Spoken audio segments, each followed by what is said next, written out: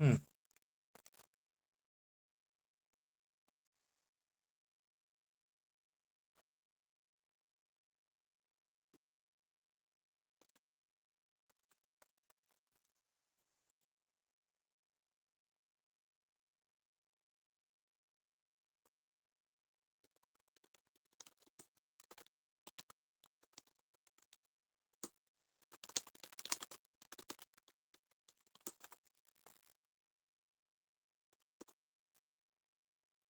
সূত্র হচ্ছে হলি সর্বেশাম।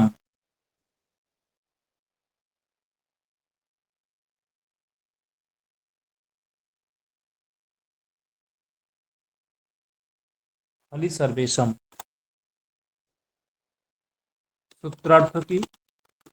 সূত্রার্থ হচ্ছে ভো ভগ অঘ অপূর্ব শব্দের পরে বিদ্যমান যে যকার তার লোপ হবে।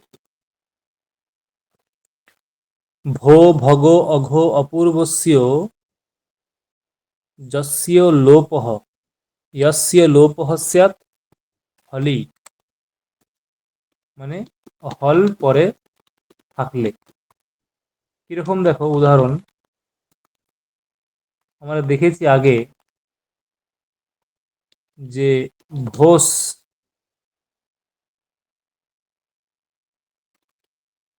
দেবাহা, ভগস নমস্তে, অঘোষ ইয়াহি। এখানে প্রত্যেকটাতেই প্রথমে সসজুষ রুহ দিয়ে রু আসবে।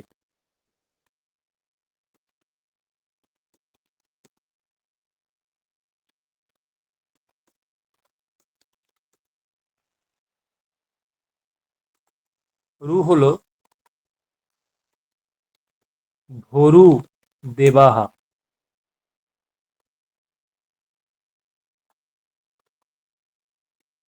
ভগরু নমস্তে। এগুলো আমরা আগেই পড়িয়েছি কিন্তু, ঠিক আছে? এই যে ভো ভগ এগুলো পড়িয়েছি কিন্তু। অঘোরু ইয়াহি, এরকম হলো। এইখানে দেখো যে ভো ভগ অঘ অপূর্বস্য যোশী, না এখানে সম্ভবত হসিচ লাগবে, হসিচ, হসিচ, কারণ অস প্রত্যাহারস্থ বর্ণ নেই এখানে। হসিচ লাগবে, হসিচ।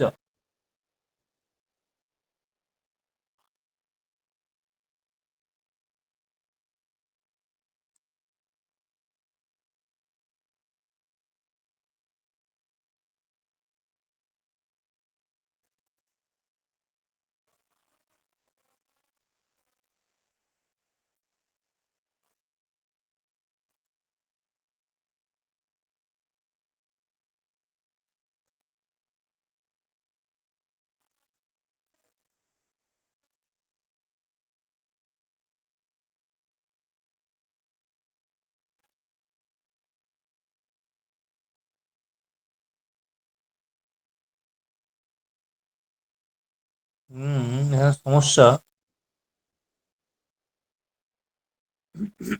দেখো মানে ভো ভগ অঘ যকর শৈলী লোপ হয়, ঠিক আছে।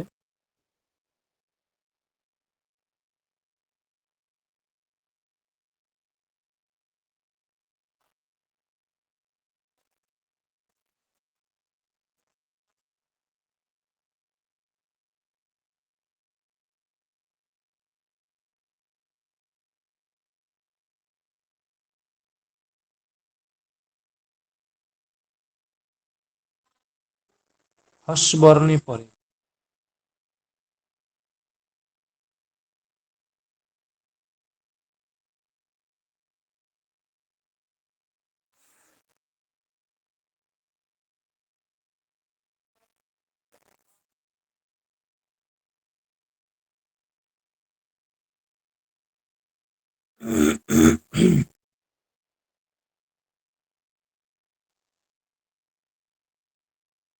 কিন্তু এখানে কি করে হচ্ছে?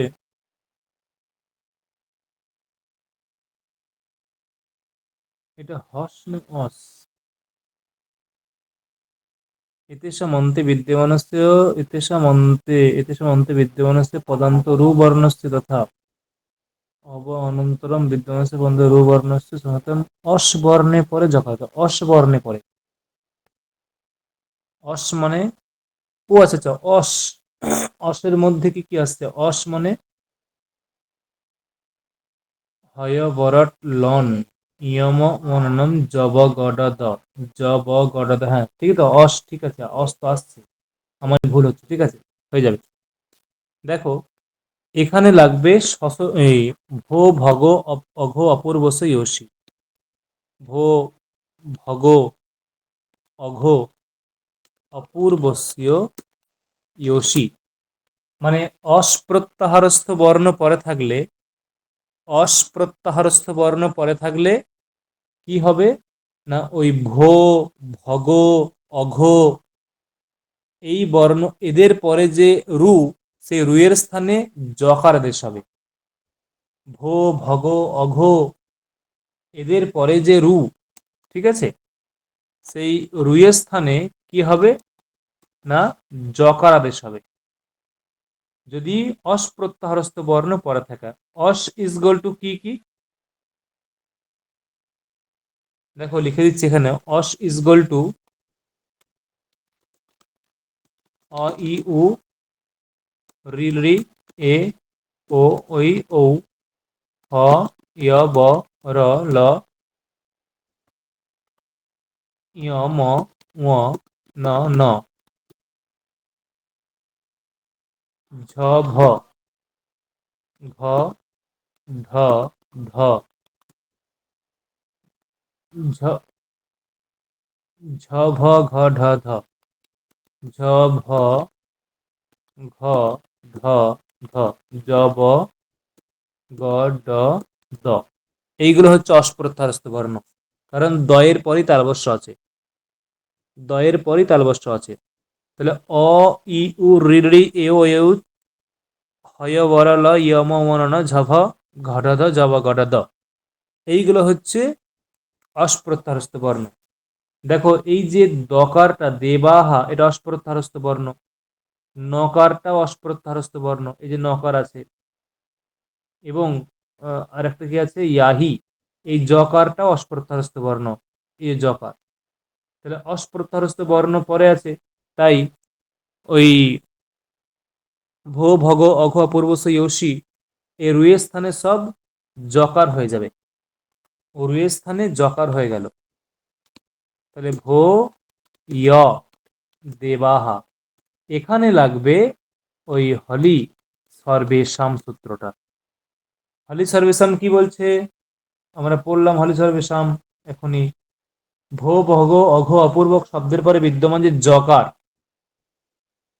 যে জকার, ঠিক আছে, যে জকার, তার লোপ হবে পরে যদি হল থাকে, হল পরে থাকলে, দেখো এই যে এই যে এই এই যে ভয়ের পরে জকার, তার লোপ হবে, ভয়ের পরে জকারের লোপ হবে কখন হবে, পরে যদি হল থাকে, হ্যাঁ, দটা তো হলই, দটা হলই, তাহলে লোপ হয়ে যাবে, এখানে থাকবে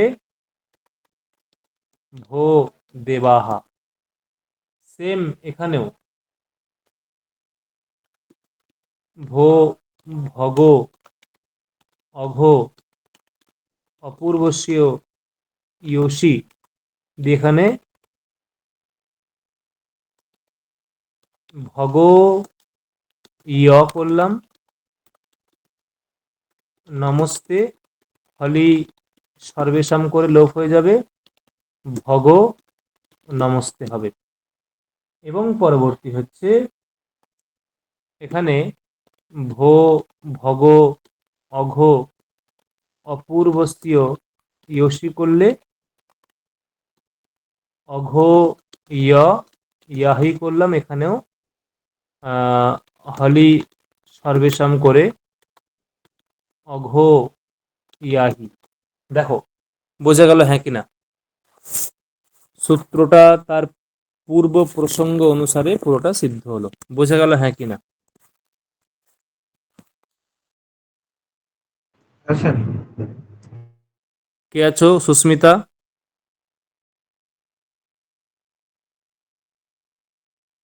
সুস্মিতা বোঝা গেছে? বন্নিশিকা বোঝা গেছে? হ্যাঁ স্যার। সুকন্যা,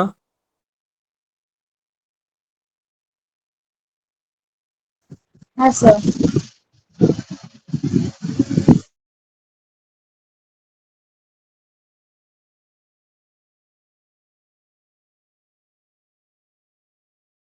হুম, চলো।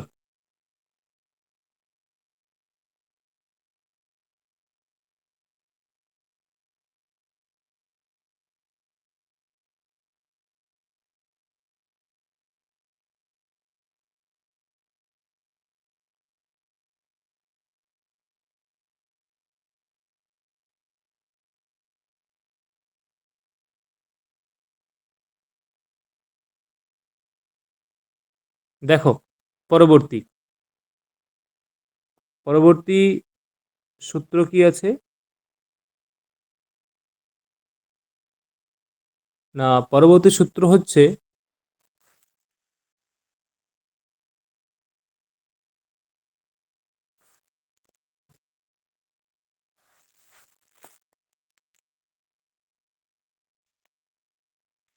রো সুপি,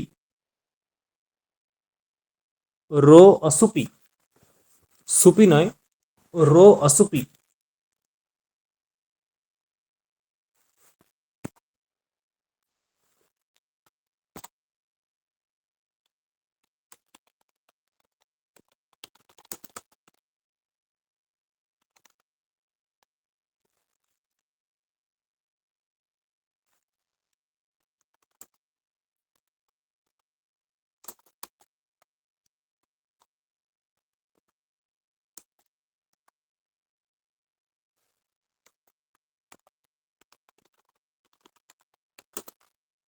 সূত্রার্থ কি বলছো?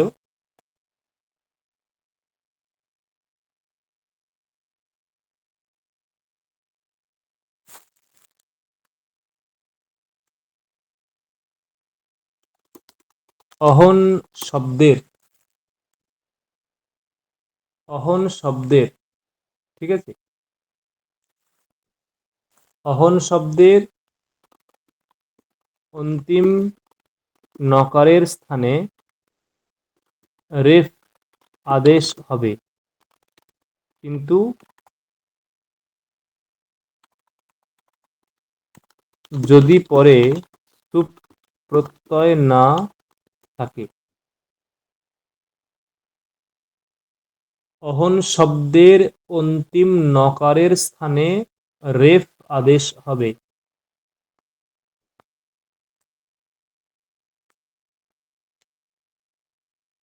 অহন শব্দের অন্তিম নকারের স্থানে রেফ আদেশ হবে যদি পরে সুপ প্রত্যয় না থাকে।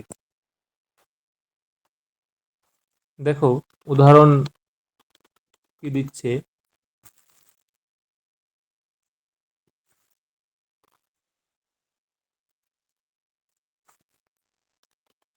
অহন, অহন এরকম বলা হলো, বা বললাম যে অহন গণহ। দেখো অহন শব্দের অন্তিম নকারের স্থানে রেফ হবে যদি পরে সুপ প্রত্যয় না থাকে। এখানে গণহ আছে, সুপ প্রত্যয় নেই, অহন শব্দের পরে কোনো সুপ নেই, তাই এখানে রো সুপি করে, রো সুপি করে এখানে ওই নকরের স্থানে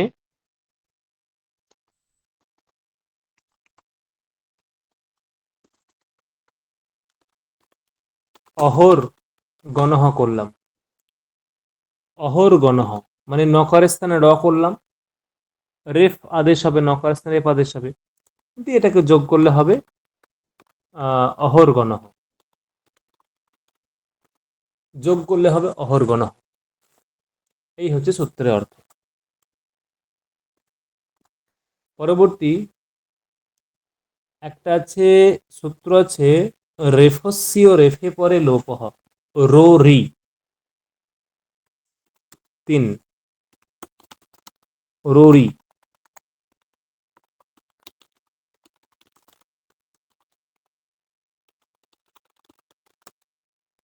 যে রেফের পর যদি রেফ থাকে তাহলে পূর্ব রেফের লোপ হবে। পূর্ব রেফের লোপ হবে। উদাহরণ কি বক্তব্য? উদাহরণ না, এর উদাহরণটা কি আছে দেখতে হবে একটু। উদাহরণ কি দিচ্ছে? আচ্ছা, পুনর্রমতে।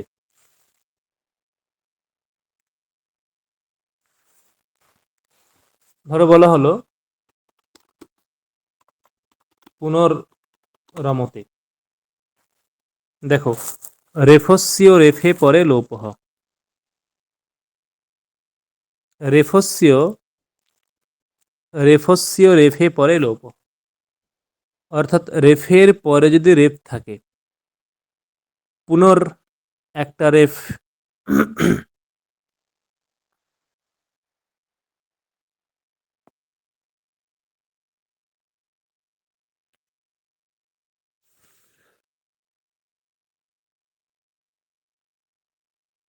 ঠিক আছে।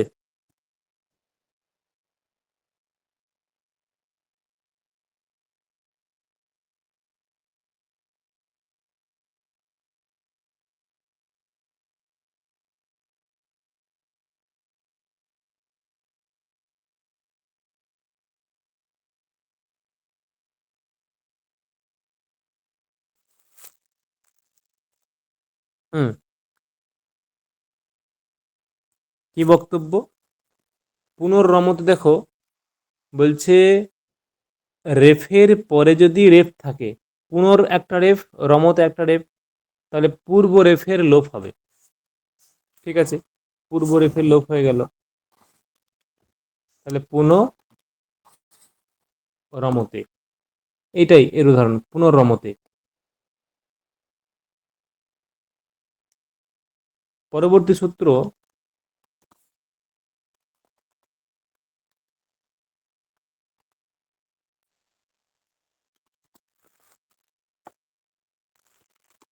ঢ্রলোপে দীর্ঘস্য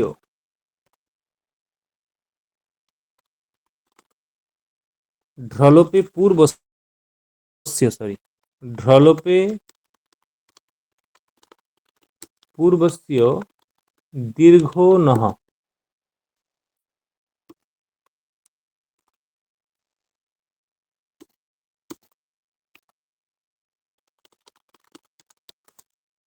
সূত্রার্থ কি বলছে? ঢরে ফয়োঃ লোপ নিমিত্তয়োঃ পূর্বস্য অনহ দীর্ঘঃ। ঢ এবং রে ফয়োঃ লোপ নিমিত্তয়োঃ।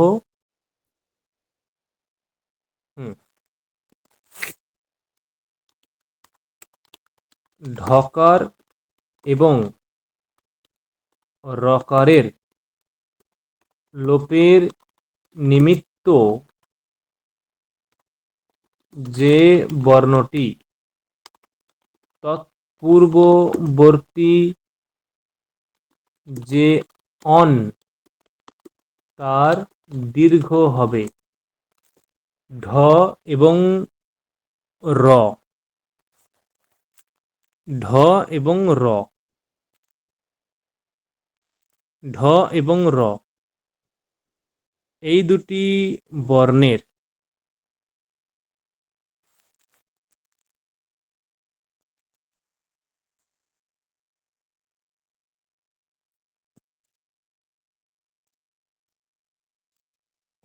এই দুটি বর্ণে যদি লোপ হয়, ঢ এবং ঢ এবং র, এই দুটি বর্ণের যদি লোপ হয়, ঠিক আছে, তাহলে সেই লোপের যেটা নিমিত্ত তাহলে সেই লোপের যেটা নিমিত্ত, ঠিক আছে, সেই নিমিত্তের পূর্বে বিদ্যমান যে অনপ্রত্যাহারস্থ বর্ণ, সেই নিমিত্তের পূর্বে বিদ্যমান যে অনপ্রত্যাহারস্থ বর্ণ, সেই অনপ্রত্যাহারস্থ বর্ণের লোপ হবে। সেই অনপ্রত্যাহারস্থ বর্ণের দীর্ঘ হবে, আমি লোপ বলছি, দীর্ঘ হবে। সেই অনপ্রত্যাহারস্থ বর্ণের দীর্ঘ হবে। দেখো কি বললাম, বোঝা গেল?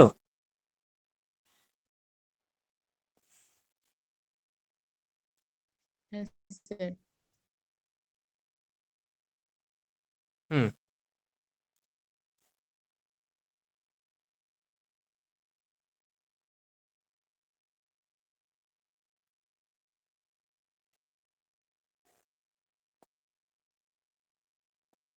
দেখো কি বলছে।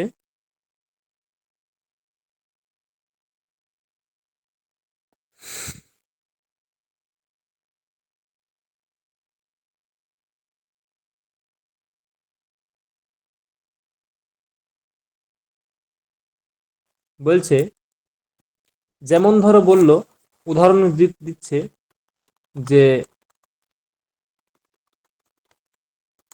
ওই যে পুনর্রমতে, এখানে কোন সূত্র দিয়ে কি হলো এটা তোমরা জানো। এখানে কোন সূত্র দিয়ে কি হলো বলো তো?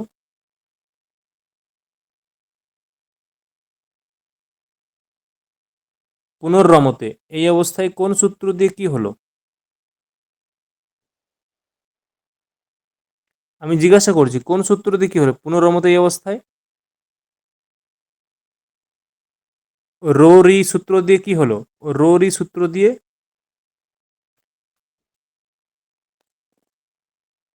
রো রি সূত্র দিয়ে কি হলো? রকারের রকারের রকারের লোপ হবে। রকারের লোপ হবে, মানে পূর্ববর্তী রকারের লোপ হবে, রেফের লোপ লোপ হবে। রোরি, ঠিক আছে, রোরি করা হলো, দিয়ে লোপ করলে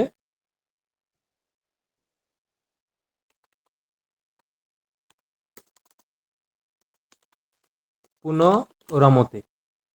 দেখো এই লোপটা, এই লোপটা তখনই, মানে এই এই যে পূর্ববর্তী রকারের লোপ হলো, এই লোপের নিমিত্ত কি?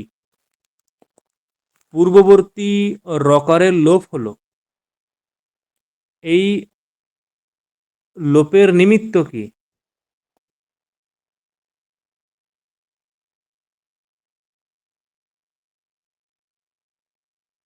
এই লোপের নিমিত্ত কি বলো? এই লোপের নিমিত্ত কি, কেন লোপটা হলো? এই লোপের নিমিত্ত হচ্ছে পরবর্তী রটা, যদি পরবর্তী রমতে এই রকারটা না থাকতো, পরবর্তী পরবর্তী রমতে এই রকারটা যদি না থাকতো, তাহলে পরবর্তী রকারটা যদি না থাকতো তাহলে পূর্ববর্তী রকারটা কি লোপ হতো?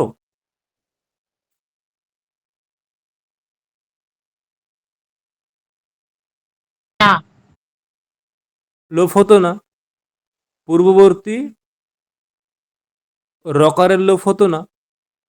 তাহলে পূর্ববর্তী রকারের লোপের নিমিত্ত কোনটা? পূর্ববর্তী যে রকার, সেই রকারের লোপের নিমিত্ত কোনটা? কোনটা নিমিত্ত বলো? পরবর্তী রকারটা।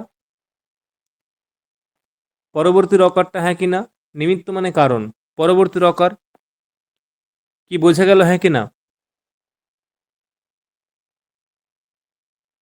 হ্যাঁ স্যার। হুম,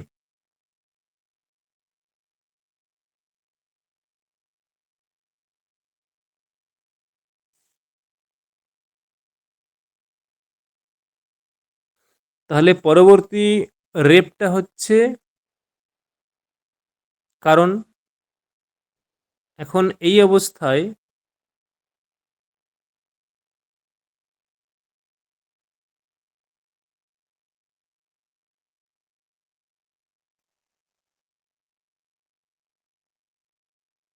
তাহলে এই অবস্থায়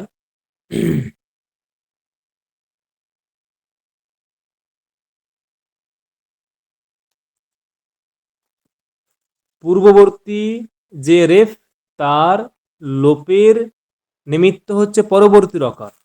তাই দেখো বলছে যে ঢকার এবং রকারের লোপের নিমিত্ত যে বর্ণটি, এই যে রকার, এই রকারের লোপের নিমিত্ত হচ্ছে পরবর্তী রকারটি।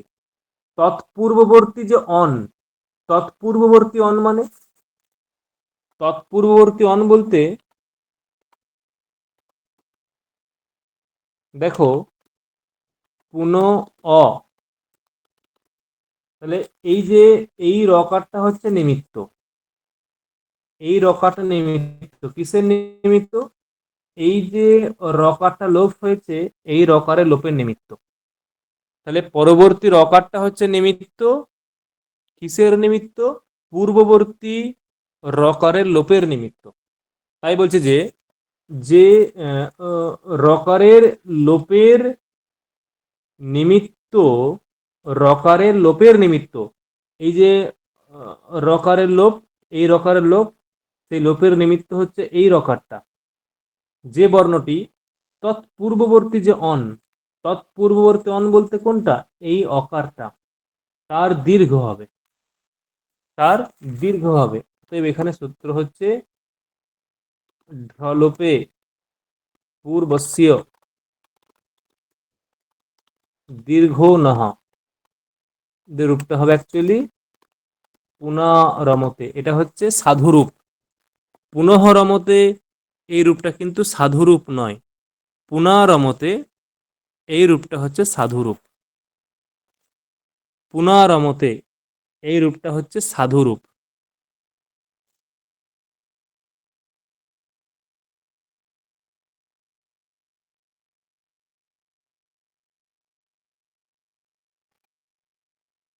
দেখো কি বললাম, বোঝা গেল?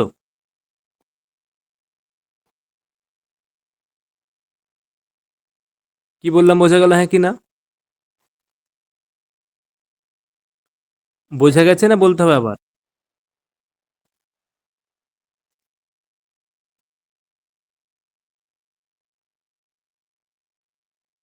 হুম, দেখো পরবর্তী কি বলছে,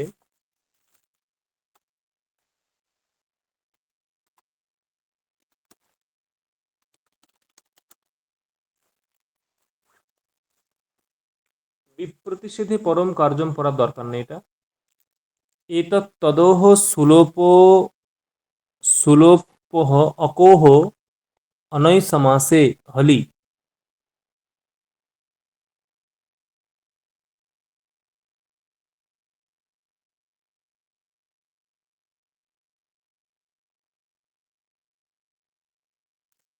অকো অকো ককা অকো অককারয়োः, অকো অককারয়োः एतत् तदोः यः सुः, एतत् तदोः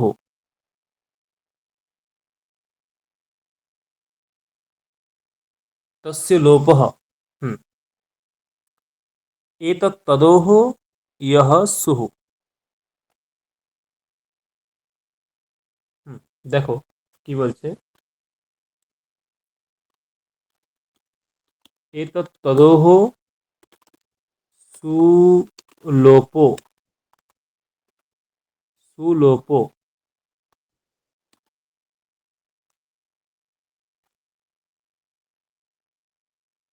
कोरनৈ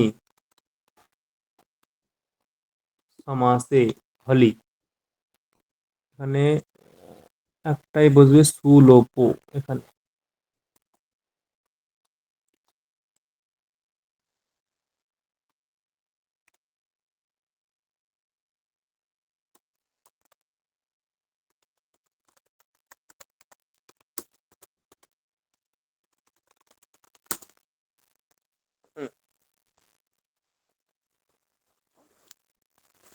সূত্রার্থ কি বলছে?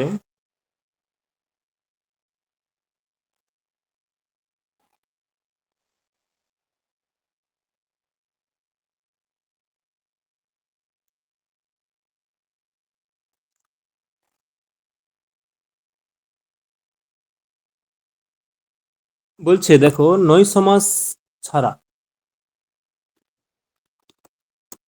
নই সমাস বাদে ককার রহিত, ককার রহিত এতদ এবং তদ শব্দের পরে বিদ্যমান যে সু,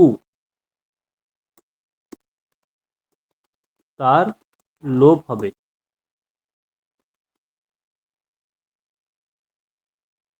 যদি পরে হল থাকে,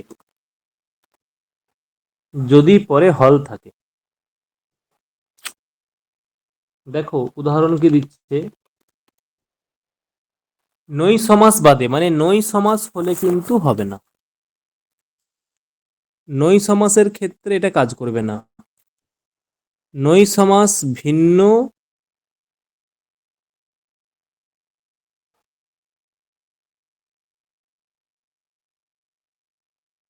নই সমাস ভিন্ন, ঠিক আছে, অন্য ক্ষেত্রে, নই সমাস ভিন্ন অন্য ক্ষেত্রে, এটা হচ্ছে বক্তব্য। নই সমাসের ক্ষেত্রে ওটা কাজ করবে না। তাহলে নই সমাস ভিন্ন, যে নই সমাস ভিন্ন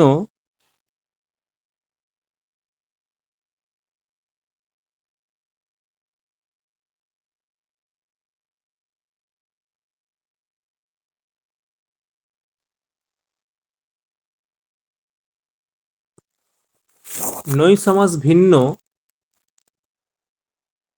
যে দেখো, যে এতৎ এবং তৎ শব্দ, মানে মূল হচ্ছে এতৎ এবং তৎ শব্দ, সেই এতৎ এবং তৎ শব্দের পরে বিদ্যমান যে সু,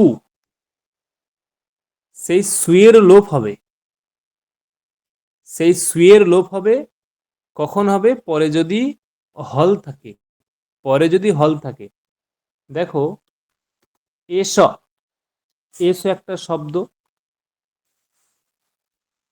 তারপরে বলছে শম্ভু, মানে এ সহ শম্ভু, এরকম, তাই তো, এ সহ শম্ভু। এখন এ সহ শম্ভু এর একটা বিষয় আছে, মানে মূল মূল শব্দ হচ্ছে যে, মূল শব্দ হচ্ছে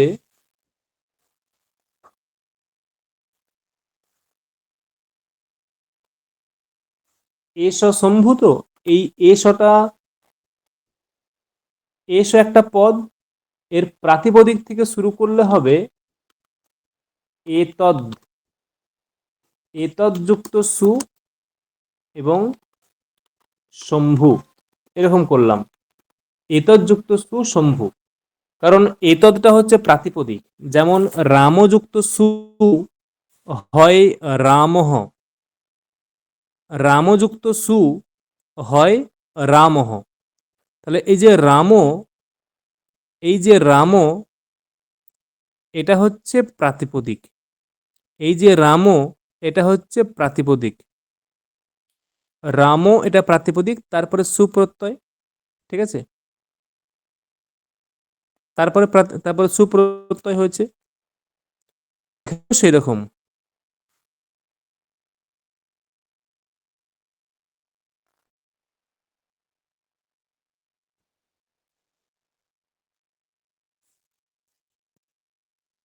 এখানেও সেরকম, ওই এতদ যুক্ত সু, এতদটা হচ্ছে প্রাতিপদিক।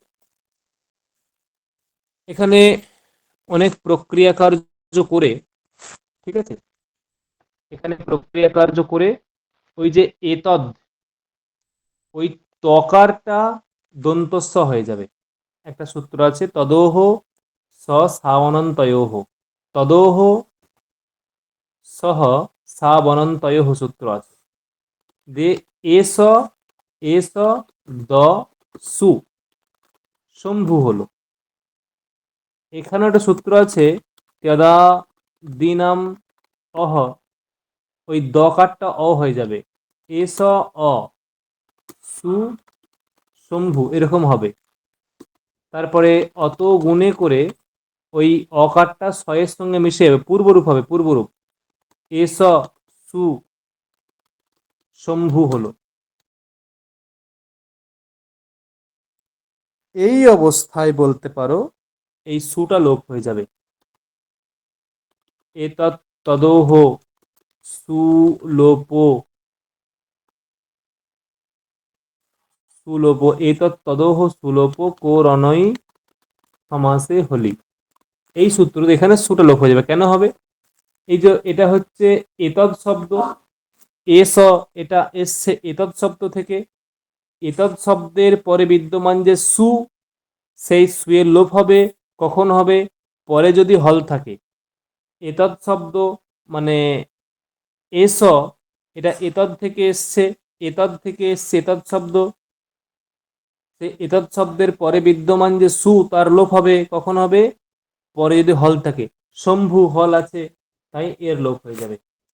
লোপ হলে এস শম্ভু। এখানে আদেশ প্রত্যয় করে, আদেশ প্রত্যয় করে এস শম্ভু, এইটা হচ্ছে সাধুরূপ। এস শম্ভু এটা হলো সাধুরূপ। এই হচ্ছে এর উদাহরণ।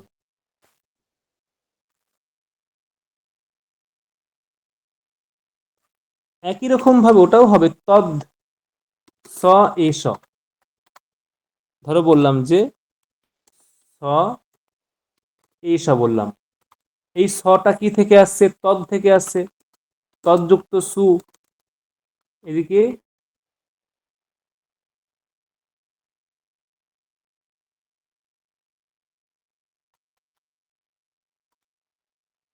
স,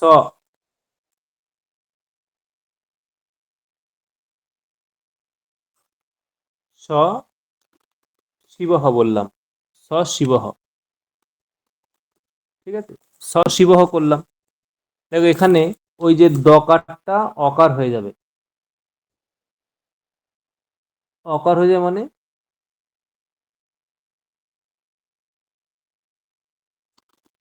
তেদাদিনাম অহ সূত্র দিয়ে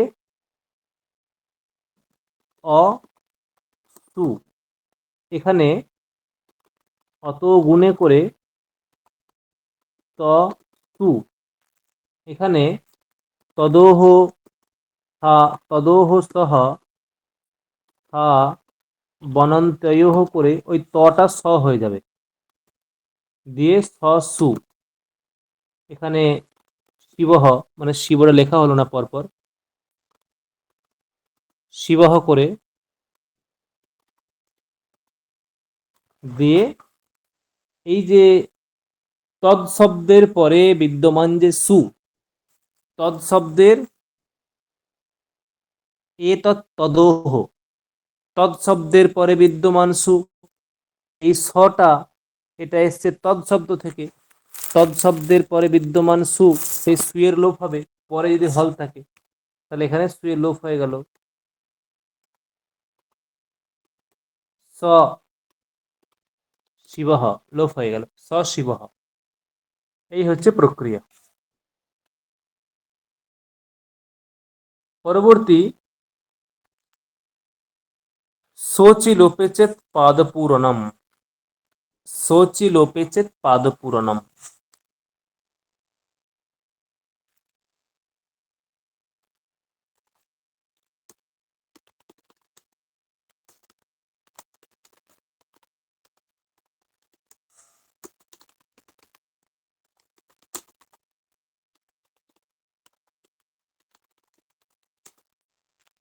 সোচি লোপে চেত পাদপূরণম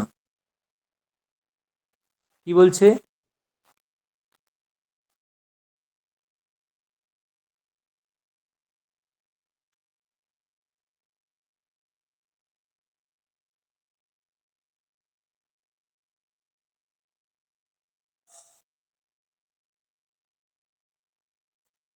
দেখো ছয়ের পরে বিদ্যমান সুপ্রত্যয়ের লোপ হবে যদি পরে অচ থাকে এবং সেই লোপের দ্বারা যদি কোনো শ্লোকের পাদপূরণ হয় তবেই।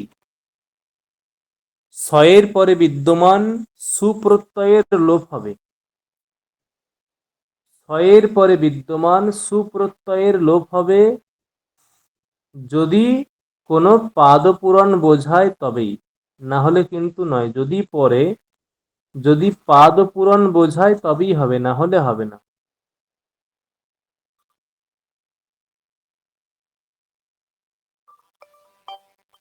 নিয়ে যাও সুদীপ। তাহলে কি বললাম, একটা উদাহরণ দিয়েছে দেখো, যে উদাহরণ